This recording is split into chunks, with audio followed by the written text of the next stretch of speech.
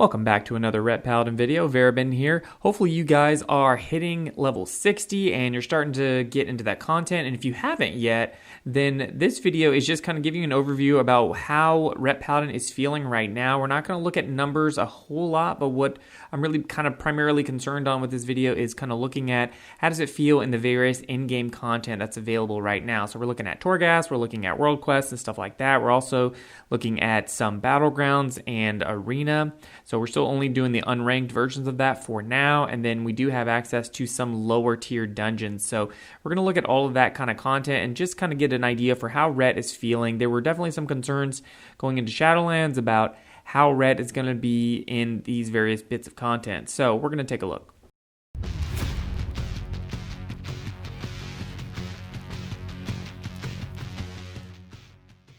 If you're new to the channel, go ahead and hodge that like button and subscribe for more Ret Paladin content. We're going to be looking at all sorts of stuff coming into Shadowlands, including Torghast and raiding and PvP and Mythic Plus and all that good stuff. So you don't want to miss a thing. All right, so we're going to start off with dungeons. And from my limited testing that I've been able to do on live, Ret Paladin actually feels pretty good in dungeons, and unfortunately I think this is limited to a certain talent build where you've got Final Reckoning in there, and I'm not sure you can really play a different build if you want to really do decent damage in dungeons, because what happens in dungeons is there's not really this like sustained AoE kind of, or sustained single target for that matter. It's kind of these bursty kind of pieces, and that fits really well with the Ret Paladin playstyle, and Final Reckoning is a really, really important part of that, and the same is true with Wake of Ashes, where these things have a really long cooldown, and over a sustained period of time, they don't necessarily do a whole lot of DPS, but when you just pop them every minute and you have, packs that you need to get through once a minute, once every 30 seconds, something like that, it feels really, really good actually. I was kind of surprised. I was worried that we were going to get through these packs really fast and then I wasn't going to have any cooldowns to use, but most of the time the packs that we had, I either had Final Reckoning available in Wake of Ashes along with that, or I had wings up. So you can kind of alternate those things, and normally you kind of have something, you always kind of have an answer for it. So at least at these easier dungeons, it actually felt pretty good, and I was pretty happy with it. But like I said, it does require you to take Final Reckoning, and I don't think the other talents on that row, as far as Crusade and Sanctified Wrath, I don't know that those are really going to be the play in dungeons. And likewise, I think for Execution Sentence, it's not hitting very hard. I'm not really sure it's going to be the play, to be honest, if you're really interested in dungeons. I'm wondering if there's going to be some other options on that tier. So that is all we're going to talk about dungeons. Now we're going to talk about PvP a little bit.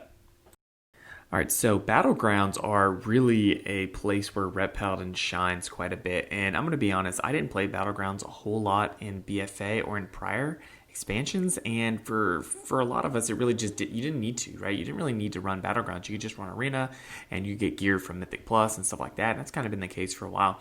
And right now, we're in a situation where Battlegrounds are actually a pretty decent way to farm gear. So I have been running some Battlegrounds, and it is a really, really huge amount of fun. And Ret Paladins can do a lot of great stuff because of a couple of our PvP talents that... Take a look at the PvP talents and see. So the one of the big ones obviously is Aura of Reckoning, which is going to stack up to 50 stacks, and it's going to make your next weapon swing do a bunch of extra damage, and it turns on Avenging Wrath, so that's really good. And then also you can use Vengeance Aura on top of that, where you get stacking damage and crit chance, and that is another one that's going to just stack and stack and stack when you're in a BG, especially in a big BG. So those are two that are going to be really, really cool to have, and it allows you to have this huge uptime of wings. When I was running at Battleground, I think I was running Strain of the Ancients, which is one I've never even played that Battleground before. It was a lot of fun because there's so many people there, and you're able to keep wings up constantly, and it's just a lot of fun. So I'd encourage you to definitely give Battlegrounds a try if you haven't already.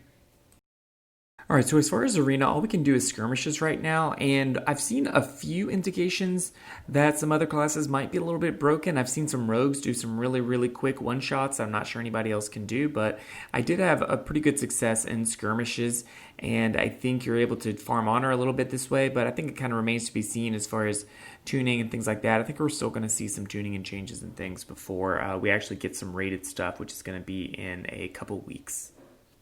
All right, so the last thing I wanted to talk about is Torghast. And Torghast I'm finding to be really, really fun. And I think Ret Paladin is going to be one of those specs that is going to be really, really well suited for Torghast because of all of our healing and the fact that our healing doesn't get dampened or nerfed or in any way throughout Torghast. So in arena and stuff like that, sometimes healing isn't necessarily the best utility, but in Torghast, I'm finding it to be really, really good. There was one boss, I think, where I got to the end boss of layer 2, where it was kind of tough because there was some ramping damage that happened and I was having to spend a lot of time healing myself, so I almost died. But overall, it's a lot of fun and there's some really, really crazy combinations that you can get. There's some that you can get that, increase your divine steed duration for a really long time, and that can stack, so you can end up having like a 20-second divine steed, and that is really, really cool. So I think overall Torghast is going to be a lot of fun for us, and it's probably fun on all classes, but I think on Ret Paladin it's definitely something that you're really going to enjoy once you hit 60. And there's a couple really good intros to Torghast before you actually get to do the real thing. I think there's twice where you go through it, and that's actually a really good kind of simulation of what the real Torghast looks like. I kind of thought that maybe it was a little bit different, like maybe it was going to be not a good indication, but from what I could tell, it's a really, really good indication of kind of what the lower layers are going to be. So have fun in Torghast. I think it's going to be one of those things that is not necessarily going to get boring after an extended period of time. So I'm really looking forward to that.